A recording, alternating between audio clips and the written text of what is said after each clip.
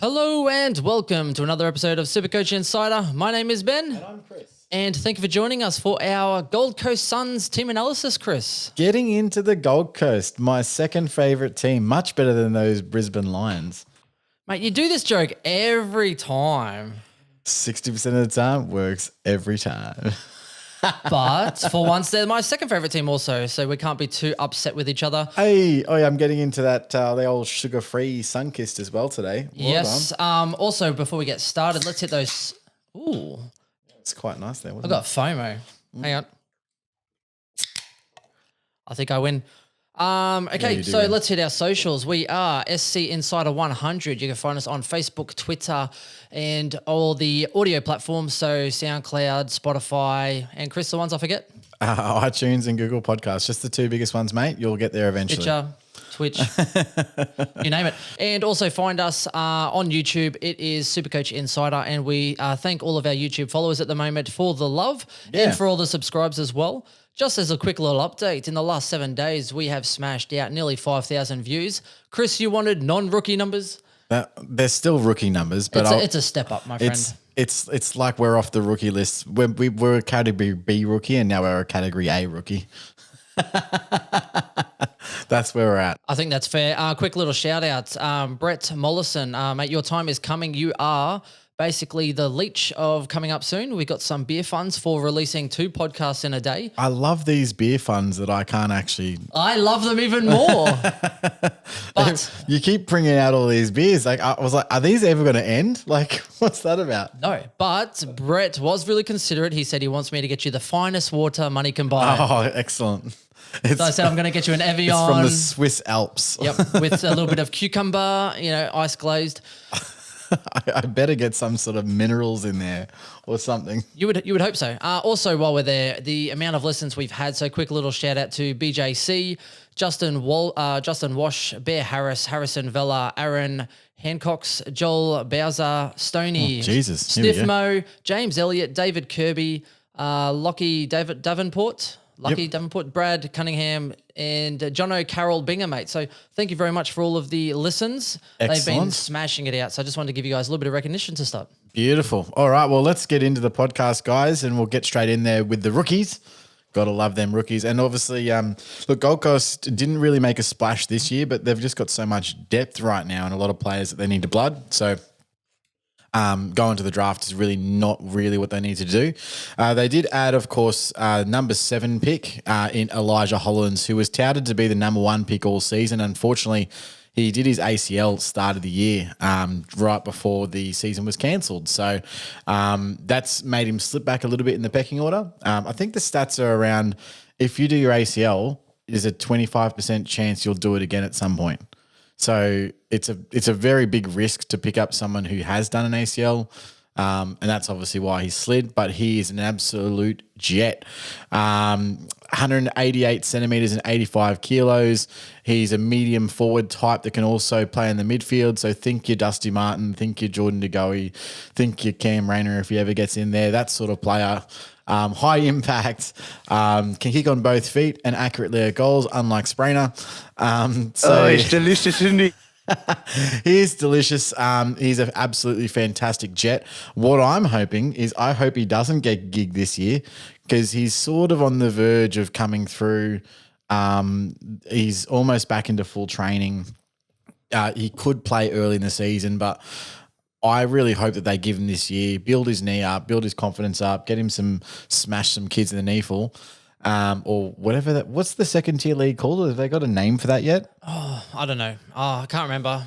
Whatever it is. It's like the East Coast League or something. Yeah, whatever that league is, get him to smash some kids up and then come in next year at 123K for us all. That'd be really nice, wouldn't it? That'd be great. It would be great. So, yeah, keep an eye out for him. It'll be great. It'll be great. He's 180K this year. So someone you'd probably pay if he gets lined up. If he lines up there, he'll probably make you cash. I would consider it. And you'll probably get a couple of games to have a look at him because I don't think he's going to start round 1. But yeah, definitely one to look at. Keep an eye on him during the preseason. Keep an eye on him during the season because he is a jet and you got to fuel that jet. Fuel the jet. I don't know why we're doing this. That's actually probably not a good symbol on a low to high. Visual joke for later. Fuel Those listening, jump onto YouTube and see that joke. Well, I watched myself and I kind of like picked it up going, oh, that's not a good idea. All right. So outside of that, they picked the other 4 picks that they picked up were all rookies. So they're all super, super cheap. But Aiden Fife, he's a 190 centimeter, 83 kilo winger. Very, very outside player with a quick dash, 2.89 second, 20 meters. But very barely goes inside. And that's really his deficiencies. You've got Reece Nichols there as well, 188 centimeters, 79 kilos. He's an inside midfielder that played in the Quaffle last year. The GC obviously had academy rights to him and they picked him up. And the other 2 that they picked up is Joel Jeffrey and Alex Davies. Alex Davies is an inside midfielder and Joel Jeffrey is a defender. Again, all of these guys, very, very, very unlikely to play. But if they do, keep an eye on them because obviously they're basement price. So interesting things there. The other thing I wanted to highlight is obviously there is still some rookie price players that could make an impact this year and will probably be pretty important, especially even as downgrade targets. So we got Rory Thompson at 123K. He's obviously there for 8 years or whatever, has been their stalwart centre half back. Now, unfortunately, they do have Lukosius who's moved back there, Sam Collins who's pretty much cemented his spot, and Charlie Ballard that likes to play out of there. So I'm not sure that Rory Thompson's in the best 22, but we'll have to wait and see. If he's not, first injury down, Thompson's going to be coming in. Sam Flanders is still fairly cheap. He's 192K, so he only played a couple of games last year, so still gettable at that rookie price. Surprisingly, Zach Smith is 216K as a ruck. He Super actually cheap. was retained on the rookie list, so very, very cheap. So if there is an injury to Witts, that is a guy that you would want to get in because he can score points. And the last one is Jez McLennan, beautiful, silky left foot. Highly touted as a running defender, but of course, again, he's probably not going to be in the round 1 contention. But definitely keep an eye on him because if he comes through, he's going to be a cheap option for a downgrade. And that's it. That's the rookies. Wow, they had a big turnover too. Oh, dude, did Like they how many? ever? They lost a lot of players. Yeah, and look, their list got cut, so their list size got cut, which obviously impacted them.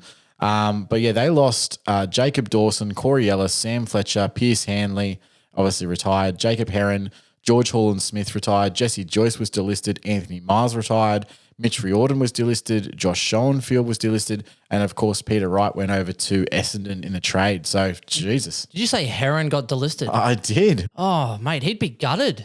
Why is that? Well, it's a tough pill to swallow for old Heron. Surely. Remember all those Heron jokes, man? We're gonna miss out. We're gonna find. That's true. Heron has made many references on this podcast. Oh, and now he's without a job. He's gonna have to be on the Panadol. Oh, that's so bad. Wow, that was good. That's so bad. That was way better than the first joke. Don't sell yourself short, buddy. That was really good. Oh wow. You should have gone with 60% of the time. Every time.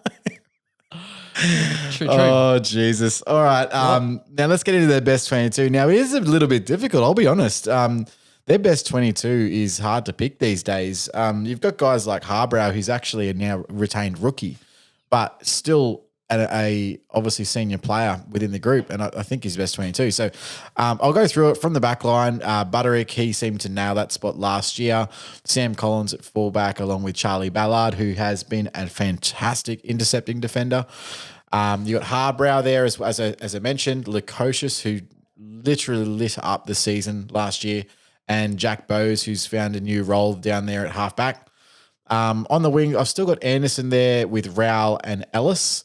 And then from the forward line, I've got Powell, Day, Ainsworth, Rankin, King, and Sexton, with Witts, Weller, and Greenwood inside. I don't think that's Weller's best spot, but they just seemed to persist with it last year for some reason. So on the interchange bench, I've got Swallow, Atkins, Miller, and McPherson. Now, the problem with that interchange bench is they're all midfielders.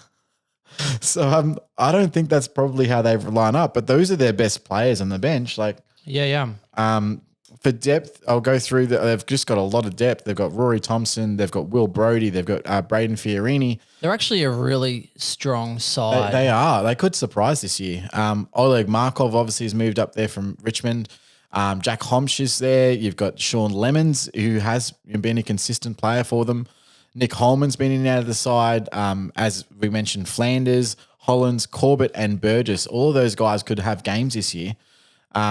And yeah, I expect them to rotate at some point. So it'll be interesting. Will be interesting to see how Gold Coast go this year. I don't mind their 22. They're very talented. It's just whether or not they can sink it. And Drew's got them going all right. So I look forward to Matt Rowell. Oh, Matty Rowell. Matty Rowell. Oh, it's delicious, isn't it? Oh, it's so delicious. Oh, Matty Rowell.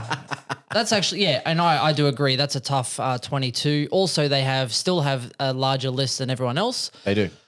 It's, they do have an advantage in that. However, don't forget that because they have a larger list, at any time someone else could stand up and take someone's spot. So that is the risk. Yeah, well, I just think that all those rookies that they drafted, there's no chance of getting games. No chance.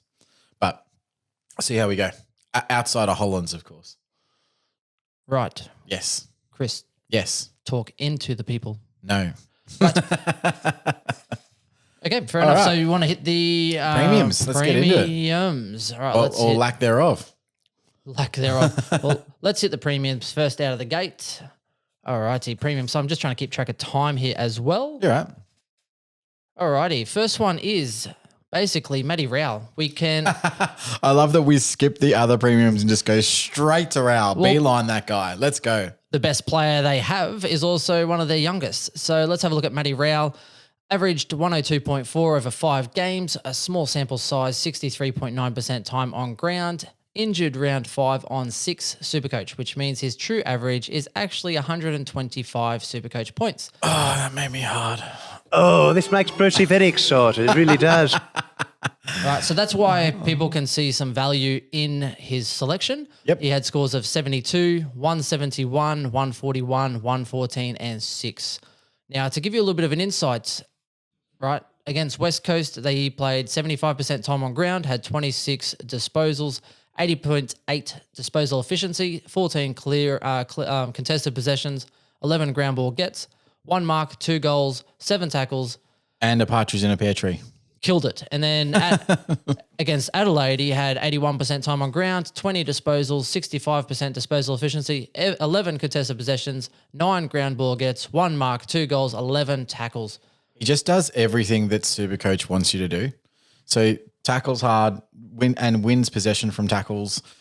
He kicks goals. Dude, that one where he's running, he literally gets the ball from a clearance. He's running outside the square and outside from 55 meters out on his opposite foot, it just goes straight through like mid-post height. Unbelievable. I don't know what you can say about Matt Rowell other than he's just a shockingly good AFL player. Comparisons to a whole bunch of different players, but Supercoach-wise in the junior level, Sam Walsh came through and absolutely was one of the greatest Supercoach players at junior level ever to produce. And the following year, Matt Rowell eclipses him and averages him by 12. Like, it's just insane how good he is at Supercoach. Now, the question is going to be, can he, we got a small sample size of 5 games. We had, obviously, the shortened games, shortened quarters would suit a rookie coming into that, doesn't have to work as hard. So there is things, working against him, and he is 500K. So if you're picking him to be a premium. There's no way around it. Like you're picking him to be essentially a top 10 midfielder. So I don't know.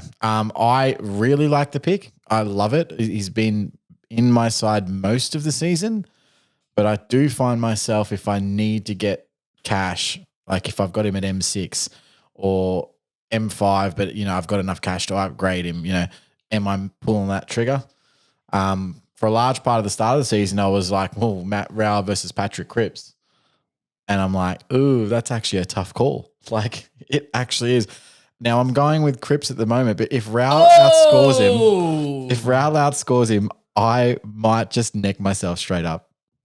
You did not just say you are going with Patrick Cripps. I did. Well, I know I've also got Sam Walsh though, because he's obviously going to out-average him. So, Wow. yeah. What are you doing with the audio over here, bro? You just playing around? Stuff? I'm trying to fix your voice, Chris. My voice is good. It's so silky. No, I apologize. We are trying to make some little edits as we go. We can kind of hear the feedback. So that is why I do apologize. I tried to fix Essendon and Fremantle, and Geelong was quite a bit better. So Fremantle, Geelong wasn't too bad, and hopefully this one will be even better. So just trying to do little small tweaks. Okay. Chris, I can't believe you just said that you put Patrick Cripps in your side after you spoke so much crap. Oh, I didn't say he was going to average bad. I just said that Walsh is better.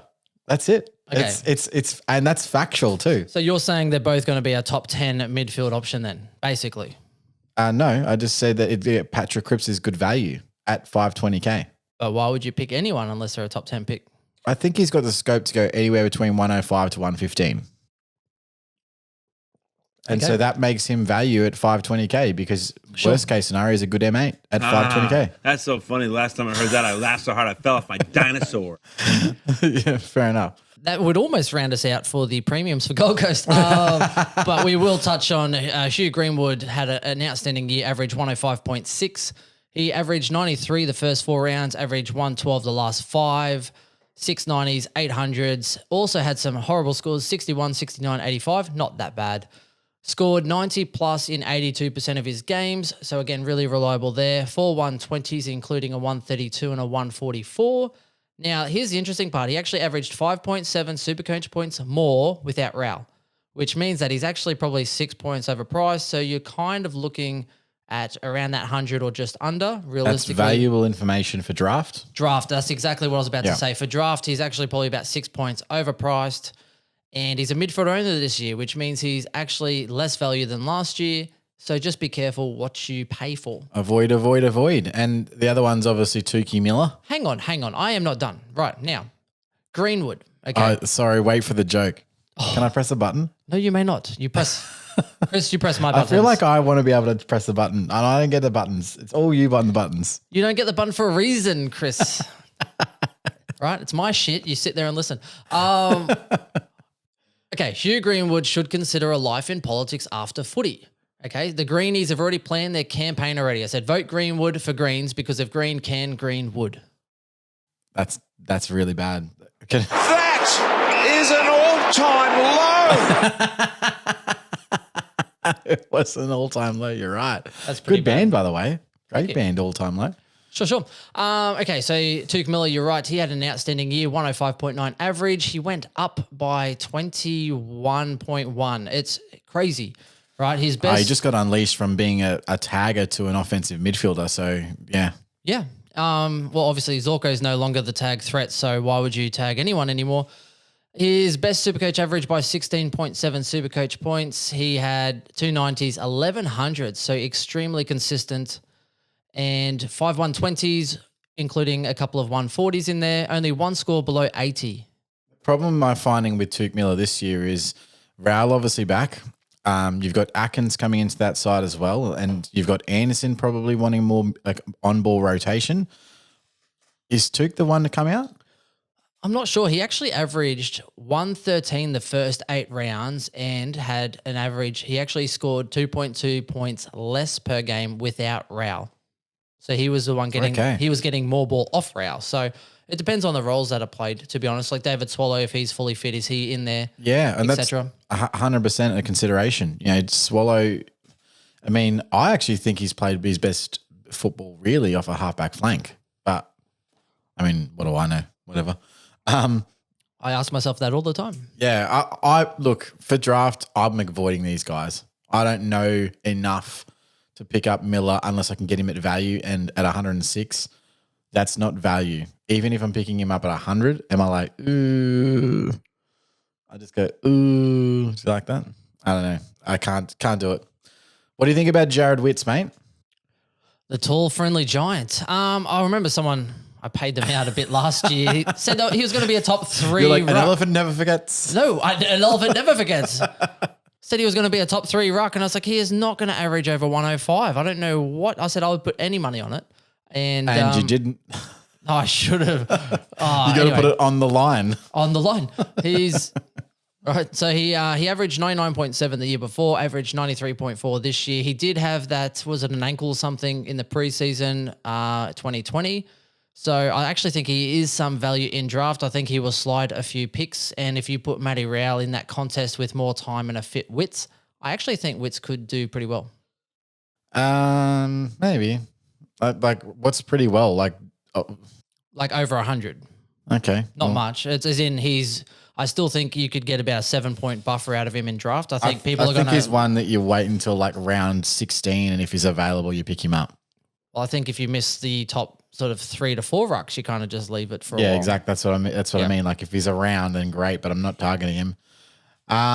Moving on. I mean, everyone else is really sort of almost mid-pricer category. You got, Jack Bowes. I don't think he's going to be, anything to increase his output from 84. But Bowes is really good value in draft, and it's because he's a defender this year, right? Other years it hasn't been great value, whereas Bowes being a defender, he averaged 84, 82.6% time on ground, which is up quite a lot. That's about 7 points up. Yeah, but is he going up? But that's because of his role. I think the defender, Exactly. more time on ground.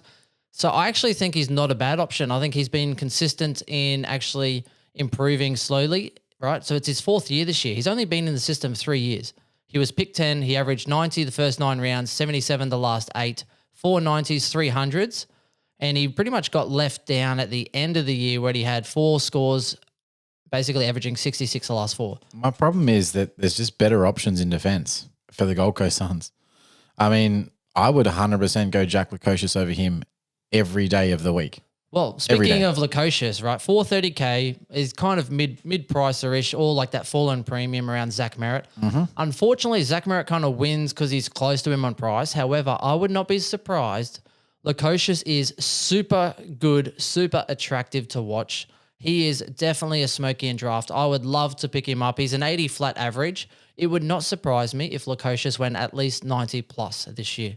Yeah, me neither. And he's an absolute jet to watch as well. So I do love it. Other one is that could improve is Lockie Welly. Actually went. I couldn't understand this. I actually had him in my starting side last year. He averaged 88.6 in 2019, and he was moving inside. So I tipped him to go 100 plus, and he turns out an 81. Yeah. Now I'm hoping he reverts back to that wing and gets on the outside because he was hopeless inside on the ball. Or back into defense so we can use him in draft. Yeah, on the halfback flank or something. Like whatever it is, it just didn't happen. So I wouldn't mind picking up Lockie Weller as a sneaky because I do think that his role will change, which will actually put him back up a little bit. But I suppose we need to see the preseason to really work that out.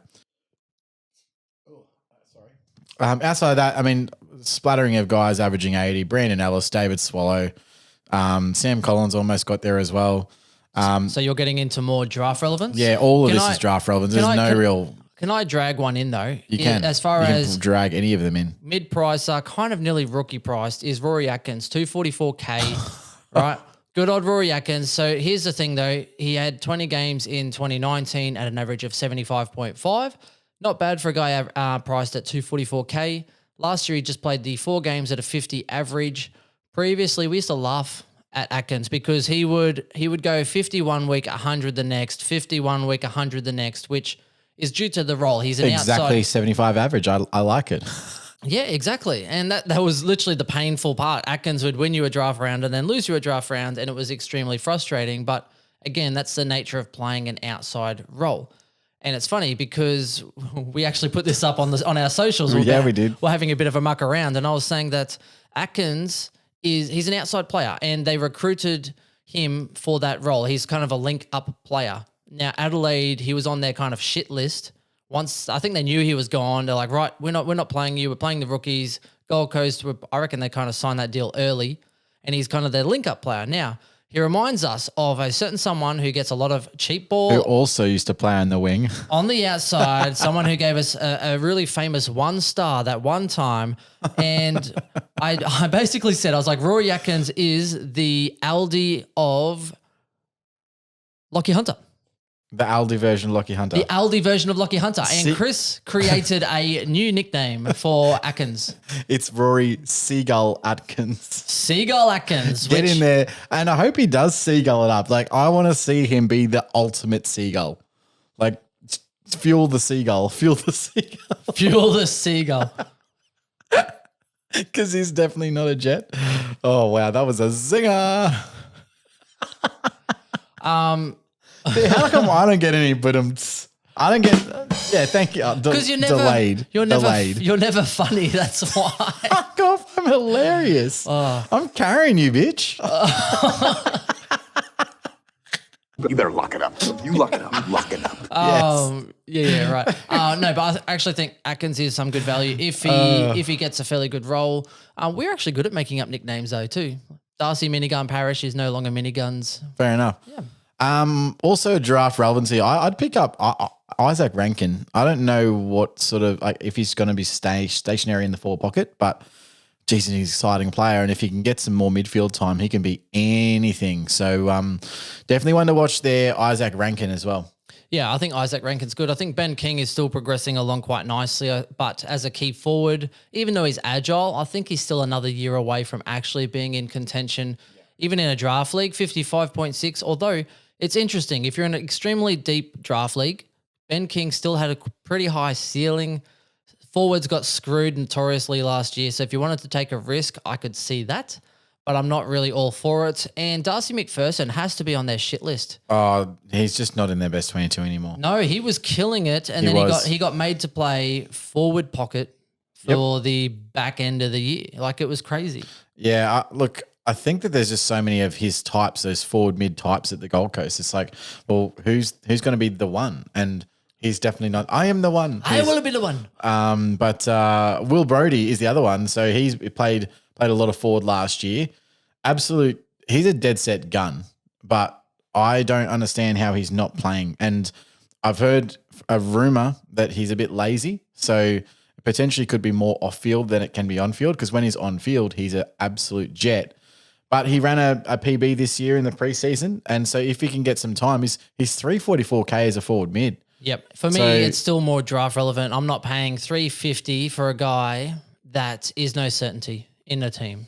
Yeah, that's the issue. That is the epitome of. I think he gets risk. traded. I think he gets traded this year. Well, he could have got traded. So it's funny because I think the lazy thing, you get to a point, he tried to sell himself, or they shopped around, and there wasn't much interest. So I think that was a real big firecracker up the backside. He dropped 5 kilos, ran a huge 30-second PB in the 2K time trial in his best physical condition of his life, worked tirelessly on his running because that's what he was really slack at. And Drew said that Stewie Jew. Typo. Said he actually hoped Brodie would develop into a Mitch Wallace type player capable of playing forward and on ball. Now, I'm still waiting to see that in the preseason. However, I would not be surprised.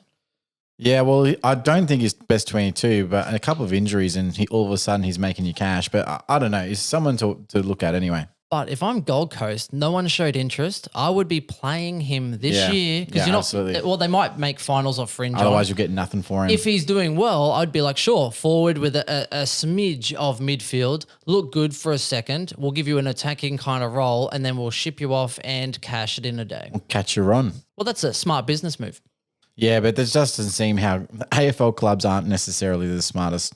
You know what I'm saying? Well, but again, side note, completely going to another team, Dunkley, for me, should be playing pure midfield because he's still got this year and next year on his contract. So worst case scenario, he goes in, he gets lots of midfield time, premium. If they win games because he's a jet or whatever. If Essendon wants him, they have to pay a Mozza, right? So he's in form, he's killing it in the midfield, right? And they actually might even have a chance of keeping him if they wanted to.